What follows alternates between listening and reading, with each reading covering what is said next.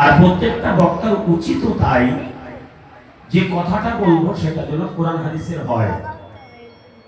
কারণ আল্লাহ তাআলা বক্তাদেরকে বলেছেন, তোমরা যখন কোনো আলোচনা করবে, কোরআন হাদিস মানুষদেরকে শোনাবে, তো তাফসীর তোমরা খুলে খুলে বলবে।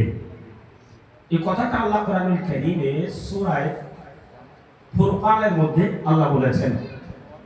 এটা 25 নম্বর সূরা এবং 18 নম্বর পারা, আপনি দেখে নেবেন 33তম আয়াত।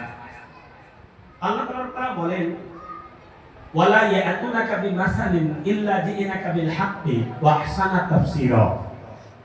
হে নবী, তুমি যখন জাতির সামনে কোনো কথা বলবে, কোরআনের তাফসীর দিয়ে, আমার কথা দিয়ে মানুষদেরকে শোনাবে। একবার জোরে বলেন সুবহানাল্লাহ।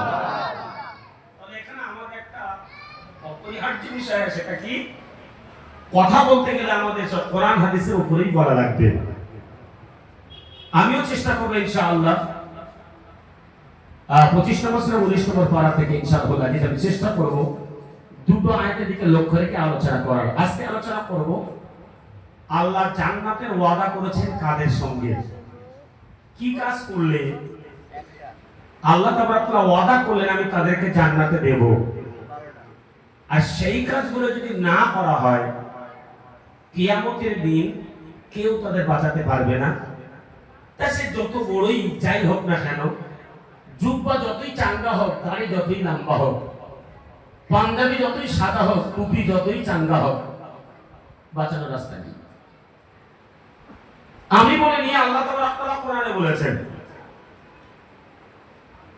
যদি প্রকৃত দৃষ্টিতে নবীকে ভালোবাসলেই জান্নাতে যাওয়া যেত, তাহলে বিশ্বনবী রাসূলুল্লাহ সাল্লাল্লাহু আলাইহি ওয়াসাল্লামকে ভালোবেসেছিলেন চাচা 40 বছর। কতদিন?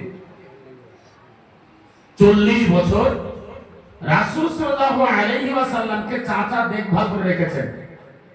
আচ্ছা, চাচার নাম কি ছিল বলেন তো? কথা বলতে পারবেন? কি নাম? আবু তালিব।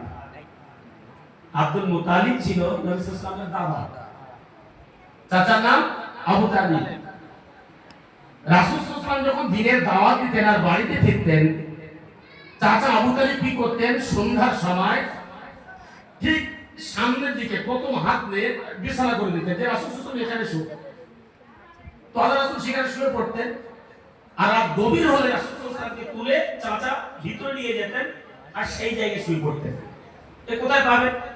আপনি বইটা পড়েন রাহিবুল মাহকুম, পৃষ্ঠার নাম্বার দেখেন 110, লেখক শফিউর রহমান মোবারকপুরি।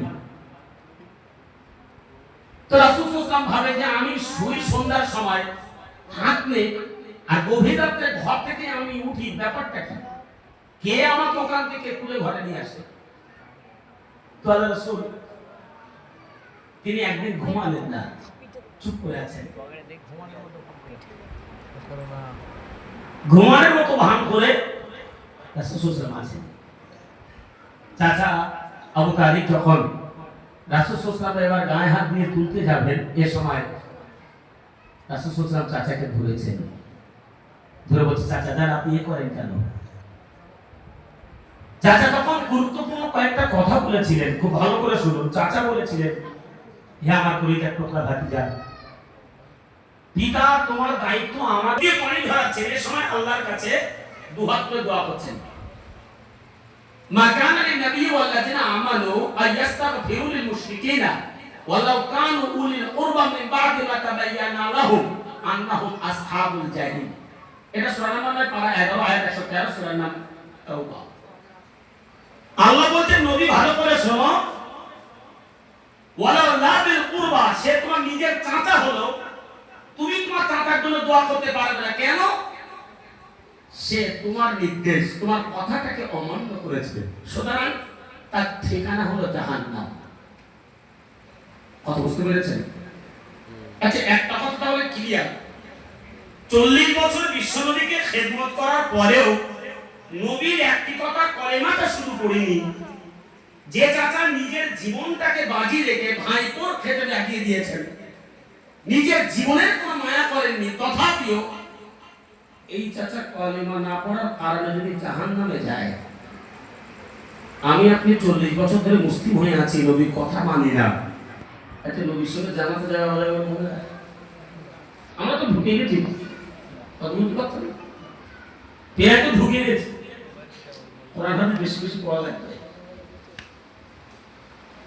ভাইয়ের আমার। এই জন্য এবার আয়াতের দিকে, কোরআনের দিকে এবার একটু লক্ষ্য করেন। মহান রব্বুল আলামিন জানিয়ে দিলেন, পৃথিবীর মানুষ তোমরা ভালো করে শোনো, আমি আল্লাহ পাক রব্বুল আলামিন ওয়াদা করেছি নিশ্চয়ই মুমিনদেরকে অবশ্যই জান্নাতে দেব। একবার জোরে জোরে বলেন সুবহানাল্লাহ। মুমিন বললেই তো হবে না, মুমিন শব্দের অর্থ কি? আল্লাহকে বিশ্বাস করা। খুব ভালো করে শুনুন, এটা কি ক্লাস হচ্ছে? এখানে কিসসা কাহিনী হাদিস আমি ও কোথাকার গল্প সব চলবে না, এটা চলবে কি ক্লাসে। আপনি আগে ইউনিভার্সিটিতে যদি পড়েন, ওখানে এমএ করার সময় যখন আমাদের বিশেষ করে প্রফেসর স্যাররা যখন বক্তব্য দেন, আচ্ছা ক্লাসের বইয়ের বক্তব্য ব্যতীত অন্য সাবজেক্ট যদি বলবো তাহলে বলবো না এই হুজুরের ব্রেন খারাপ হয়ে গেছে। এই ইউনিভার্সিটি ছাড়া এটা পরিবর্তন করা লাগবে, ব্রেন শেষ। এক ক্লাস পড়া যাবে না, ওর চাইতে আউটে বসে কিছু বই পড়ে দিব, তাহলে কিছু জ্ঞান বাড়বে। ঠিক না? ঠিক। এখানে ক্লাস চলছে, এখানে বই চলবে কি কোরআন আর হাদিস, কথা বুঝতে পেরেছেন? এই বাইরে যদি বেশি লেকচার চলে মনে করতে ব্রেন পরিষ্কার বাইরে হওয়া লাগবে, লাইন নেই। ভাই আমার এবার একটুখানি গুরুত্ব দেন, ক্লাস চলছে, খুব ভালো করে শুনবেন। মহান রব্বুল আলামিন জানিয়ে দিলেন ওয়াদাল্লাহুল মুমিনিন, আমি আল্লাহ ওয়াদা করলাম মুমিনেরা, আমি তোমাদের জান্নাত দেব। আমিলুস সালিহা, যদি তোমরা সৎকর্ম করো, লাহুম মাগফিরাতুন ওয়া আজরুন আযীম, আর তোমাদের জন্য ক্ষমা আছে, আমার কাছে উত্তম পুরস্কার আমি আল্লাহ নির্ধারণ করেছি। একবার জোরে জোরে বলেন সুবহানাল্লাহ। আচ্ছা ওয়াদা করেছেন কে? কথা বলবেন, ওয়াদা করেছেন কে? আল্লাহ। আচ্ছা আল্লাহ দা ওয়াদা করে মিথ্যে কথা বলে বলে মনে হয় নাকি? না, আল্লাহ মিথ্যে বলে না। আল্লাহর কথাগুলো সবই হলো সত্য। একটা কথার ভিতরে বাপ আমার বিন্দু পরিমাণে সন্দেহ করা যাবে না। কোথায় আছে কোরআনুল কারীমের মধ্যে? সূরা দেখেন 2 পারা নম্বর দেখেন 2 আয়াত নম্বর 147 সূরা নাম্বার 12। একই কথা কোরআনুল কারীমের মধ্যে আছে সূরা নম্বর দেখেন 3 পারা নাম্বার 3 আয়াত নম্বর 64 সূরা নাম দেখেন আলে ইমরান। মহান আল্লাহ পাক জানিয়ে দিলেন আল হাক্কু মির রাব্বিকা ফালা তাকুনান্না মিনাল মুমতারিন। ও পৃথিবীর মুমিনেরা শোনো, আমি আল্লাহ পাক তোমাদেরকে জানিয়ে দিলাম আল হাক্কু মির রাব্বিকা ফালা তাকুনান্না মিনাল মুমতারিন। আমার প্রত্যেকটা কথা হলো সত্য, আমার কথার মধ্যে বিন্দু মাত্র সন্দেহের কোনো লেশ মাত্র নাই। একবার জোরে জোরে বলেন সুবহানাল্লাহ। সুবহানাল্লাহ। কথা যেটা বলবো সবই সঠিক। আল্লাহর কথা হলো কোরআন, নবী সাল্লাল্লাহু আলাইহি মুখের বাণী। আচ্ছা 1450 বছরের মধ্যে কোরআনের একটা অক্ষরে জবর জেরের আবর্তন বিবর্তন পরিবর্তন হয়েছে? হবে না, কি আবর্তন? বিশ্বনবীর যে কথাগুলো বাবার বাস্তব দুনিয়া সেগুলো ঘটছে কি ঘটছে না? ঘটছে। আল্লাহর কথা সবই সত্যি, বিশ্বনবীর কথাগুলো বাবার সবই সত্য। সুতরাং ভালো করে শুনেন, আল্লাহর ওয়াদা মাফিক জান্নাতে যদি যেতে চান এবার কোয়ালিটি তৈরি করা লাগবে, ইসলামকে ভালো করে মানা লাগবে। মুখে শুধু বাপ আমার কালেমা শরীফ পড়ে বসে রইলাম, জান্নাতে যাওয়া কিন্তু কোনো প্রকারে হবে না। মহান কোরআনুল কারীমের মধ্যে এবার জানিয়ে দিলেন মুসলমান তুমি যদি জান্নাতে যেতে চাও, যদি তুমি জান্নাতের মধ্যে ঢুকতে চাও, জাহান্নাম থেকে যদি বাঁচতে চাও, আমি আল্লাহ জানিয়ে